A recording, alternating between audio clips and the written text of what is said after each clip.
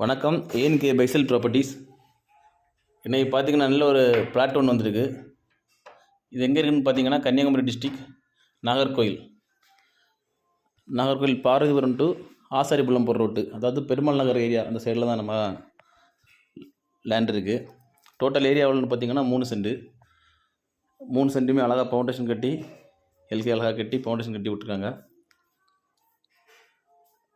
நீங்கள் பாரதிபுரத்துலேருந்து வரதோடையும் ஆசாரிபுரம் ரோடு, அதாவது ஆசாரிபுரம் medical college போகிற வழியில் அனந்தனார் பாலம் இருக்குது.